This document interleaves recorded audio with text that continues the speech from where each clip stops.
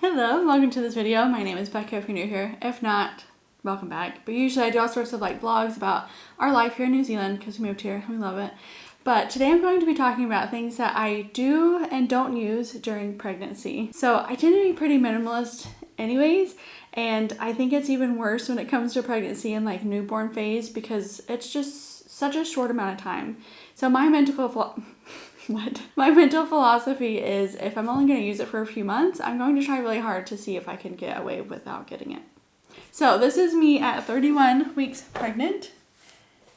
9 weeks left to go. We're getting there. This is my second pregnancy, and so this is from experience of the things that I did buy or didn't buy and didn't think that I needed from my first one. It's also just so crazy and bizarre to me, the fact that they have made pregnancy such a big market.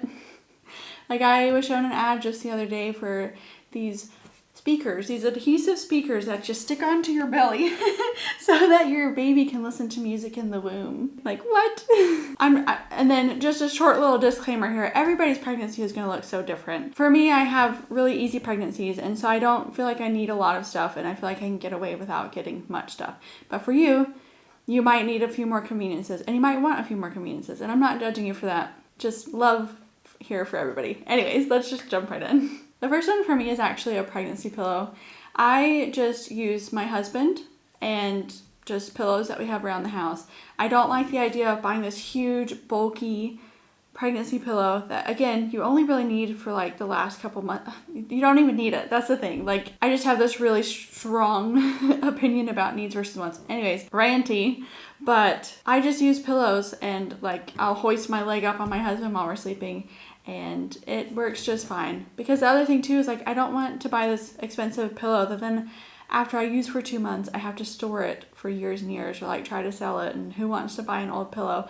I don't know. I just try to avoid it. I made it through my whole first pregnancy. I have 9 weeks left to go with this one, and I'm doing just fine. But again, I don't have any kind of pregnancy insomnia, and I don't really have a lot of pain when I lay down, so maybe it is something that is needed for you. Next is any kind of belly butter or stretch mark creams, because I really don't think that any of them work. I think it is completely dependent on how large you get during pregnancy and genetics and how elastic your skin is. I don't think any kind of stretch mark cream that is marketed is going to make any sort of difference. I do use rosehip oil, and I rub that all over my growing belly and my giant boobs because it helps with itchy skin. So it's only for a hydrating, moisturizing aspect, not for any kind of preventative stretch mark stuff.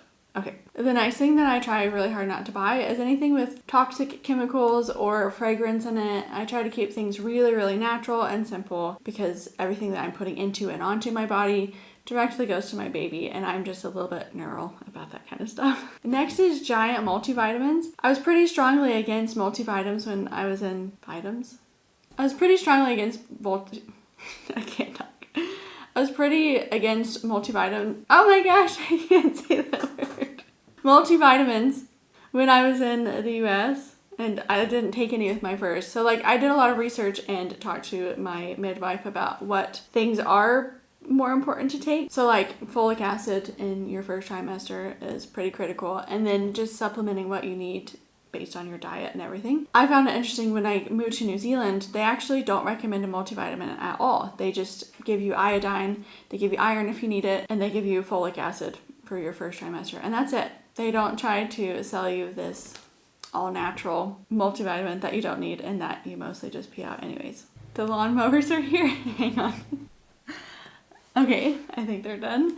But the next one that I don't buy is maternity clothes, but hear me out. First of all, I tend to buy clothes that are just really loose and comfy and flowy and baggy because that's just I was about to say style. I don't have style, but that's the clothes that I already have, and so it gets me very close to the end of my pregnancy, and then again, I'm just I would rather look like a goof for a couple months than go out and buy maternity pants that I'm only going to need for a very short amount of time. But that's totally up to you. I am okay looking like a doofus. You might not be, and there's nothing wrong with that. There's absolutely nothing wrong with that. The next thing that I don't buy is those waistband extenders. Couple reasons. One, you can just use an elastic band. just thread it through the hole and then hook it around the little button of your jeans, and it does the same exact thing. And then second, again, it only works for such a small amount of time. Like, your jeans aren't going to fit you for much longer, even if you do get an extender. At that point, just buy the maternity jeans or switch over to skirts and leggings and dresses and stuff like that. Next one is a nursing bra. So I don't buy this for pregnancy or for postpartum. I don't like them. I bought one for my first one, could not figure it out. I don't know, something to do with the buttons and like holding the baby. They're trying to breastfeed. It's all overwhelming. And yeah, being able to undo the button with one hand and like redo it at the doctor's office, too stressful. I much prefer just wearing like sports bras that are supportive, and then just you lift it over the boob, you pull it over the boob, and then it's done. Like, it's so simple. The other thing too is like with, they're loading up their truck. The other thing too with most nursing bras is that they unfold down, and so you leak all over it. It's a mess. I just like sports bras. Next thing I refuse to buy is any kind of baby name book. It's just one of those things where it's like, why would you buy a physical book when you can get all of that same information online? I don't know. It just seems a little goofy to me. The other kind of book that I refuse to buy is the what to expect when you're expecting kind of books. First of all, there's like a million of them out there. I'm impressed, honestly.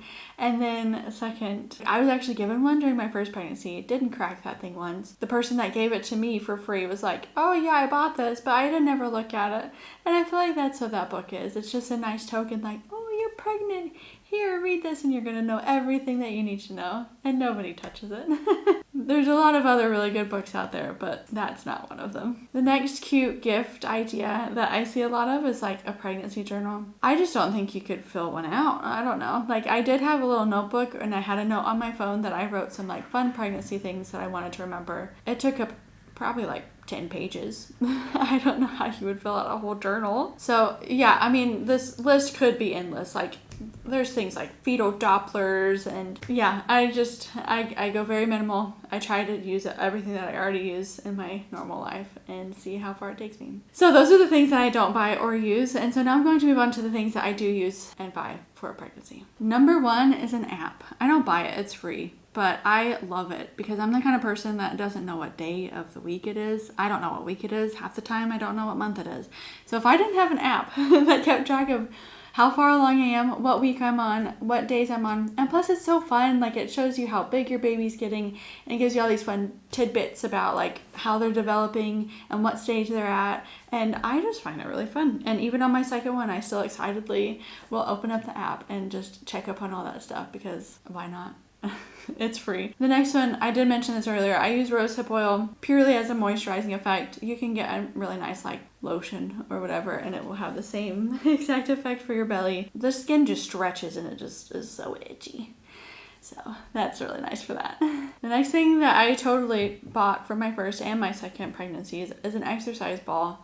I love them. It helps me. I have really bad posture, and so it helps me to have better posture. It's a lot nicer. You get a little bit of motion and movement in instead of just like lounging back on the couch all the time. Plus, I actually used our birthing ball way more after pregnancy than I did for before. So our baby, when he would get really fussy and like nothing else would calm him down, either one of us could hold him on the exercise ball and just bounce with him, and he would completely calm down and stay calm the whole time that you're bouncing. It was magical. And so I bought another one just in case this next baby is anything like that, because worth it. Next thing is totally just a really good water bottle. You need to stay so hydrated during pregnancy. You want to stay really hydrated in labor, and then also postpartum. You're so thirsty when you're breastfeeding. I just recommend a really good, nice water bottle. I splashed out and got a fancy one for my first one. Loved it until I lost it. But because another thing too is like, especially in the beginning of pregnancy and the beginning of postpartum, lukewarm water would just sound disgusting to me. Like, I wanted it really icy cold and I wanted it really fresh. So a good like insulated water bottle just makes all the difference.